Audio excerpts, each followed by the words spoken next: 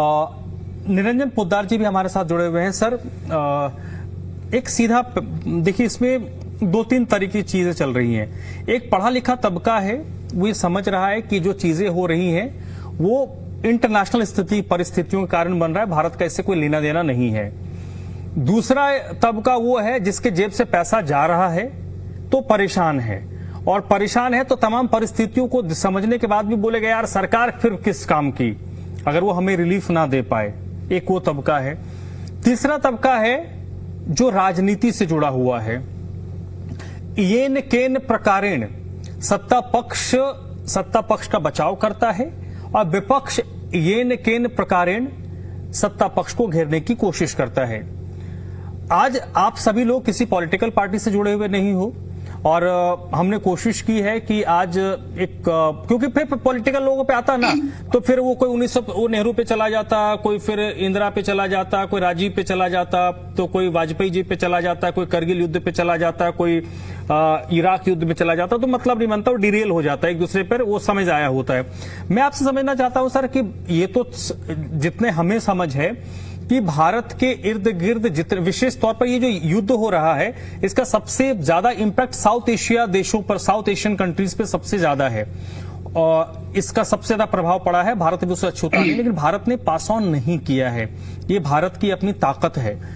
मेरा प्रश्न ये है कि आखिरकार ये जो महंगाई की मार थोड़े जैसे सर ने कहा कि एक झटके में सरपास नहीं गवर्नमेंट कर रही है। कुछ लोग ये कह रहे हैं कि यार एक बार बता दो ना कि हाँ इतना होना है, ताकि हम भी मेंटली प्रिपेयर हो जाएं। कुछ लोग ये तर्क दे रहे हैं, आप उससे कितने सहमत हैं और कितने असहमत हैं सर?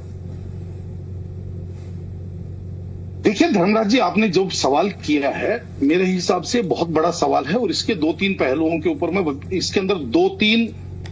पहलू इसके अंदर आपके सामने रखूंगा जो आपको समझने की आवश्यकता है। देखिए, पहली बात तो ये है कि भाई जो लोग आलोचना कर रहे हैं या जो लोग पैनिक कर रहे हैं, सबसे पहले आपको मैं उनके बारे में बात करूंगा। देखिए, कुछ लोग होते हैं जिनका नाम सवाल चंद होता है, वो अगर आप एक साथ अगर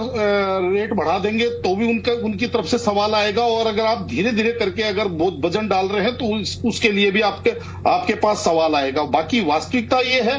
कि जो गुरुत्वाकर्षण का सिद्धांत है ना, वो ये बात कहता है कि जो धीरे धीरे डाला हुआ वजन वो ज्यादा सहनीय होता है। यानी कि एक वेट लिफ्टर भी जब वजन उठाना शुरू करता है तो पहले वो शुरुआत के अंदर अपनी कैपेसिटी के हिसाब से वजन उठाता है, उसके बाद में उसमें थोड़ा वजन ऐड करता रहता है, और जैसे जैसे उसका अभ्यास होता चला जाता है वो उसके बाद में पूरा का मतलब अपनी समझ लीजिए पूरी कैपेसिटी से वजन उठाना शुरू कर देता है। तो कहीं ना कहीं सरकार की पॉलिसी जो भी अभी ये बनी हुई है, इसके ऊपर तो सवाल उठेगा, चाहे आप इसको एक साथ बढ़ा दीजिए, चाहे उसको आप स्लो बोल दीजिए, क्योंकि उस स्थिति में लोग बोलेंगे स्लो पॉइजन दे रहे हैं, और उस स्थिति में बोलेंगे कि सरकार ने हैमर कर दिया, यानी सरकार ने हथौड़ा मार दिया। पहली बात। दूसरी बात, देखिए धर्मराज जी, आज की तारीख में मेरे को एक चीज समझ में नहीं आती कि जिस तरीके से आज पूरे अंतर्राष्ट्रीय रूप में अशांति है, अंतर्राष्ट्रीय रूप में एक समझ लीजिए एक कृत्रिम आपदा है जिसके लिए पूरा विश्व व्याकुल है, जिसके लिए पूरा विश्व प्रभावित है, उसके अंदर अगर भारत भी प्रभावित होता है तो ये कोई भी आदमी इस चीज की अपेक्षा करता है कि धरती हिलेगी,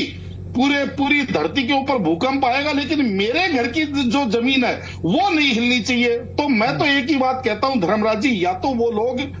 अपने आप में बेईमान हैं, यानी कि वो स्वयं से बेईमानी करते हैं, या फिर वो दूसरों को भ्रमित करना चाहते हैं।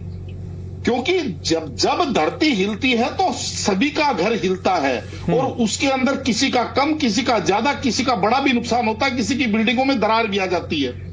और यहां पे अगर भारत की बात करें, देखिए तीन चीजें मैं आपको बताना चाह रहा था। पहली बात, दो बातें हो गई। तीसरी बात क्या है कि यहां पे सरकारों को एक चीज जरूर मैं कहूंगा कि सरकारों की एक नीति कह लीजिए या नियत होती है कि जो रेट बढ़ा दिए जाते हैं उसके बाद में जब अंतर्राष्ट्रीय रूप में जब कोई चीज सामान्य होती है तो उस समय सरकारें उसके अनुपात में घटाती नहीं। सरकारें कहती है कि इन पेट्रोलियम कंपनियों को इतना नुकसान हुआ था तो इसलिए अब ये उस नुकसान की भरपाई कर रही हैं। तो कहीं ना कहीं मेरे हिसाब से मेरे जैसे सामान्य मानव जो इस सामान्य इस देश का नागरिक है उसके लिए वो चीज पीड़ादायक होती है। ये बात मैं इसलिए कह रहा हूं कि जब कोरोना काल के टाइम क्रूड ऑयल आप ये समझ लीजिए माइनस में चला गया था और एक बार क्रूड ऑयल 20 डॉलर 40 डॉलर यानी कि 40-45 डॉलर के आसपास भी घूम रहा था, उस समय भी सरकारों ने कोई खुदरा मूल्य के अंदर कोई राहत नहीं दी थी। तो अगर अब आज जनता अगर सरकार का साथ देती है, जनता अगर आप आज सरकार के साथ डट के खड़ी हो जाती कि ठीक है जी आप परिस्थितियों का सामना कीजिए, हम छाती लगा करके आपके साथ खड़े हुए, तो सरकारों को भी फिर इतना संवेदनशील होना आवश्यक है कि कल को अगर अंतर्राष्ट्रीय परिस्थितियां सामान्य होती हैं और क्रूड के भाव अगर वापस रोल बैक होते हैं तो उस समय सरकारें भी अपना रेट उसी हिसाब से रोल बैक करें। तीसरी बात, चौथी बात देखिए धर्मराज जी, मैं तो एक बात कहता हूं कि क्या हमारे इस देश के अंदर जितने भी नागरिक हैं सारे के सारे गर्व से कहते हैं कि हम भारतीय हैं, हम देशभक्त हैं, हम फलाना है, क्या केवल 15 अगस्त के ऊपर झंडा फहराने के लिए हम देशभक्त है क्या? आप एक चीज सोचिए, आप दूसरे दृष्टिकोण से सोचिए कि आज ईरान के अंदर जो विपदा आई हुई है, ईरान को जिस तरीके से अमेरिका चारों तरफ से घेर के बैठा हुआ है, वहां की अर्थव्यवस्था भी इस समय समझ लीजिए उसकी भी चूल्हे हिल गई है, वो भी चौपट होने को है, वहां खाने के लिए अनाज नहीं है,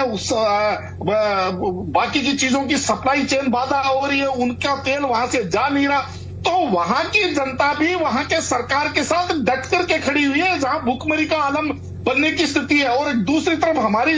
नहीं, लेकिन सर इसमें सर एक मिनट, निरंजन पोद्दार जी भी हमारे साथ जुड़े हुए हैं। सर एक सीधा देखिए, इसमें 2-3 तरह की चीजें चल रही हैं। एक पढ़ा लिखा तबका है, वो ये समझ रहा है कि जो चीजें हो रही हैं वो इंटरनेशनल परिस्थितियों के कारण बन रहा है, भारत का इससे कोई लेना देना नहीं है। दूसरा तबका वो है जिसके जेब से पैसा जा रहा है तो परेशान है, और परेशान है तो तमाम परिस्थितियों को समझने के बाद भी बोलेगा यार सरकार फिर किस काम की अगर वो हमें रिलीफ ना दे पाए। एक वो तबका है। तीसरा तबका है जो राजनीति से जुड़ा हुआ है। येन केन प्रकारेण सत्ता पक्ष का बचाव करता है और विपक्ष येन केन प्रकारेण सत्ता पक्ष को घेरने की कोशिश करता है। आज आप सभी लोग किसी पॉलिटिकल पार्टी से जुड़े हुए नहीं हो, और हमने कोशिश की है कि आज क्योंकि फिर पॉलिटिकल लोगों पे आता ना, तो फिर वो कोई 1900 नेहरू पे चला जाता, कोई फिर इंदिरा पे चला जाता, कोई राजीव पे चला जाता, तो कोई वाजपेयी जी पे चला जाता, कोई करगिल युद्ध पे चला जाता, कोई इराक युद्ध में चला जाता, तो मतलब नहीं बनता, वो डिरेल हो जाता है एक दूसरे पर, वो समझ आया होता है। मैं आपसे समझना चाहता हूं सर कि ये तो जितने हमें समझ है कि भारत के इर्द गिर्द जितने, विशेष तौर पर ये जो युद्ध हो रहा है इसका सबसे ज्यादा इंपैक्ट साउथ एशिया देशों पर, साउथ एशियन कंट्रीज पे सबसे ज्यादा है, और इसका सबसे ज्यादा प्रभाव पड़ा है। भारत भी उससे अछूता नहीं, लेकिन भारत ने पास ऑन नहीं किया है, ये भारत की अपनी ताकत है। मेरा प्रश्न ये है कि आखिरकार ये जो महंगाई की मार थोड़े जैसे सर ने कहा कि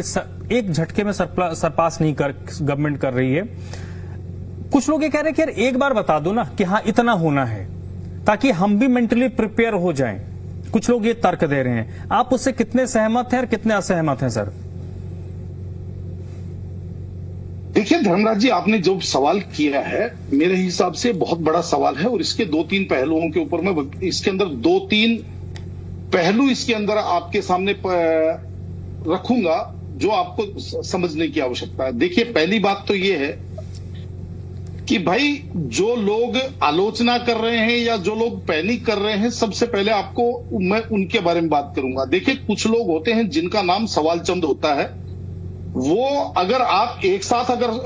रेट बढ़ा देंगे तो भी उनकी तरफ से सवाल आएगा, और अगर आप धीरे धीरे करके अगर बहुत वजन डाल रहे हैं तो उसके लिए भी आपके पास सवाल आएगा। बाकी वास्तविकता ये है कि जो गुरुत्वाकर्षण का सिद्धांत है ना, वो ये बात कहता है कि जो धीरे धीरे डाला हुआ वजन वो ज्यादा सहनीय होता है। यानी कि एक वेट लिफ्टर भी जब वजन उठाना शुरू करता है तो पहले वो शुरुआत के अंदर अपनी कैपेसिटी के हिसाब से वजन उठाता है, उसके बाद में उसमें थोड़ा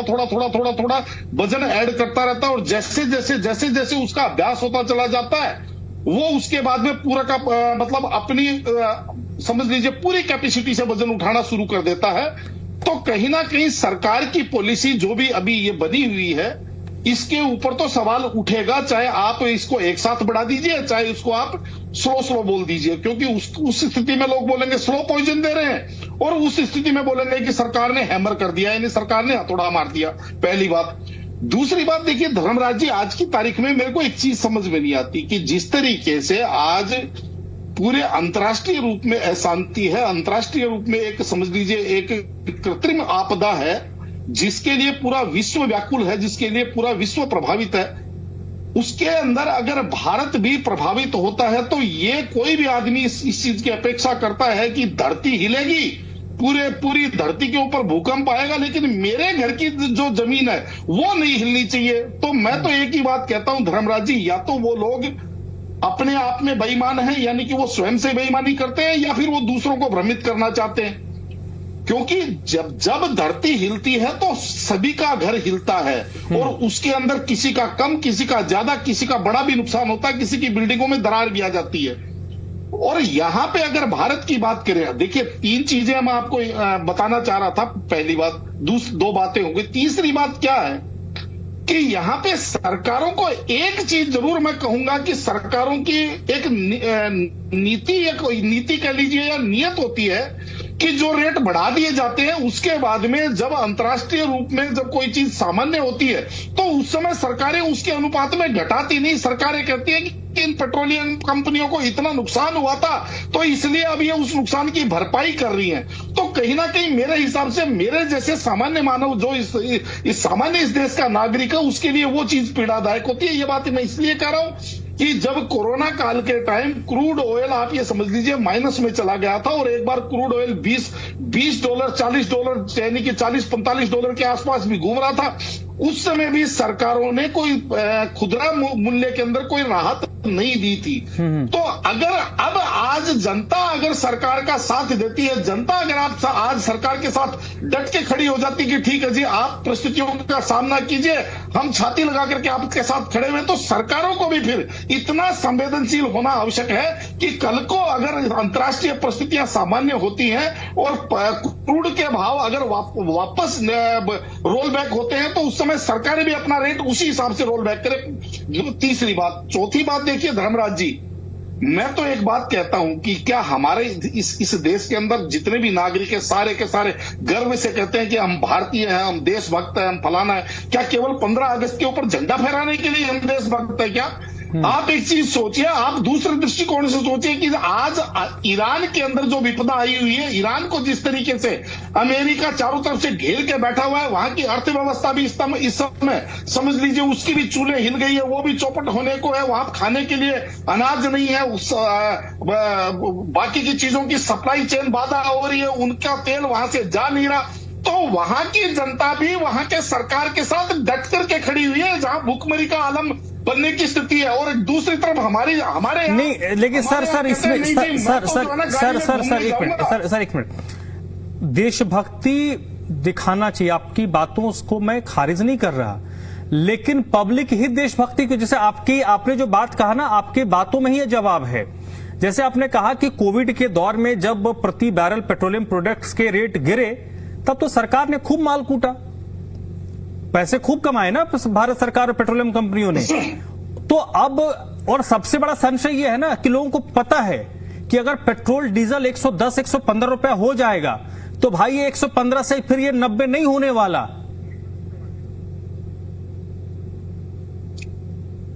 मैं बात करूं? हाँ जी।